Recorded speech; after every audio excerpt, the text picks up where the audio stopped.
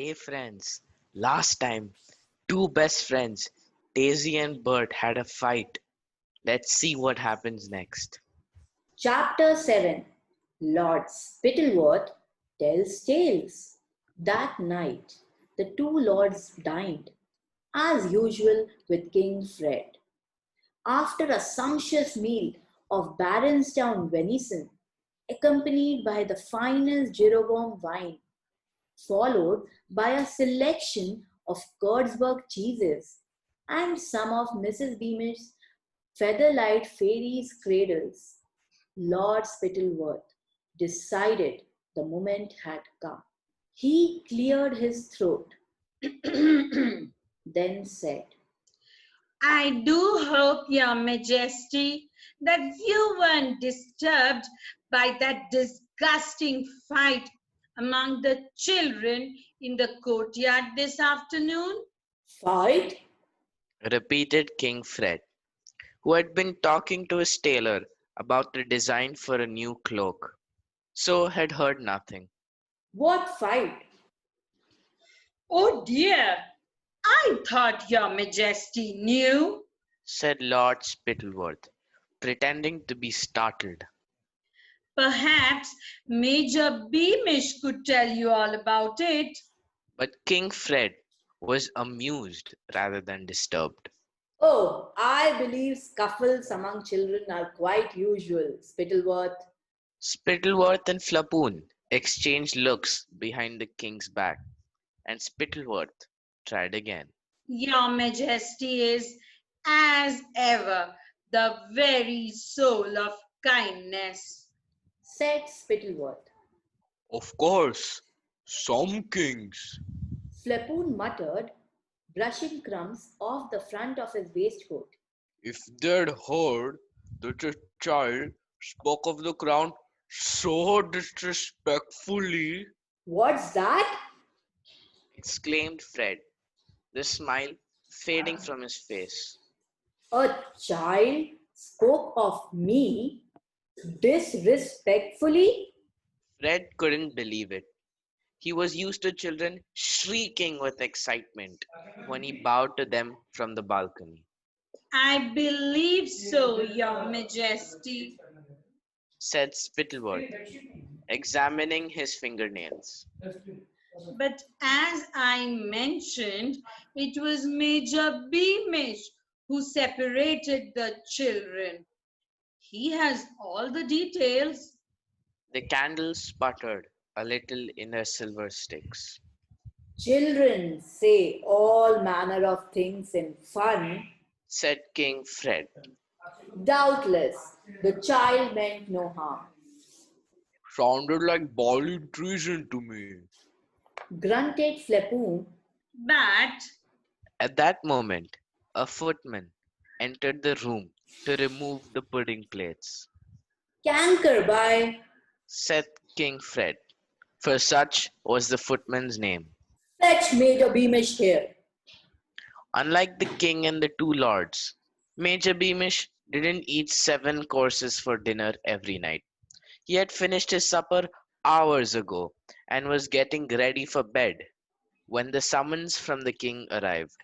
The major hastily swapped his pajamas for his uniform and dashed back to the palace, by which time King Fred, Lord Spittleworth, and Lord Flapoon had retired to the yellow parlour, where they were all sitting on satin armchairs, drinking more Jeroboam wine, and in Flapoon's case, eating a second plate of fairies' cradles, Ah, Beamish.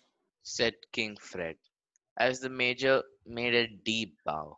I hear there was a little commotion in the courtyard this afternoon. The major's heart sank. He had hoped that news of Bert and Daisy's fight wouldn't reach the king's ears. oh, it was really nothing, Your Majesty. Said Beamish. Come, Beamish. Said Flapoon. You should be proud that you have taught your son not to tolerate traitors. There was no question of treachery. said Major Beamish. They are only children, my lord. Do I understand that your son defended me, Beamish? Said King Fred. Major Beamish was in a most unfortunate position. He didn't want to tell the king what Daisy had said. Whatever his own loyalty to the king, he quite understood why the motherless little girl felt the way she did about Fred. And the last thing he wanted to do was to get her into trouble. At the same time, he was well aware that there were 20 witnesses who could tell the king exactly what Daisy had said, and was sure that if he lied, Lord Spittleworth and Lord Flapoon would tell the king that he, Major Beamish, was also disloyal and treacherous. I, yes, your majesty, it's true that my son Bert defended you. Said Major Beamish. However, allowance must surely be made for the little girl who said the the unfortunate thing about your majesty. She's passed through a great deal of trouble, your majesty, and even unhappy grown-ups may talk wildly at times. What kind of trouble has the girl passed through? Asked King Fred, who couldn't imagine any good reason for a subject to speak rudely of him. She, her name is Daisy Dovetail, your majesty. Said Major Beamish, staring over King Fred's head at the picture of his father, King Richard the Righteous. Her mother was the seamstress who, Yes, yes, I remember. Said King Fred loudly, cutting Major Beamish off. Very well, that's all. Beamish, off you go. Somewhat relieved, Major Beamish bowed deeply again and had almost reached the door when he heard the king's voice. What exactly did the girl say, Beamish? Major Beamish paused, with his hand on the doorknob. There was nothing else for it but to tell the truth, she said that your majesty is selfish, vain, and cruel. said Major Beamish, not daring to look at the king. He left the room. Hey, friends, we hope you enjoyed chapter 7 reading, and let's find out what King Fred does after he finds what Daisy had said about him. Thank you. Bye bye. Bye bye. Bye.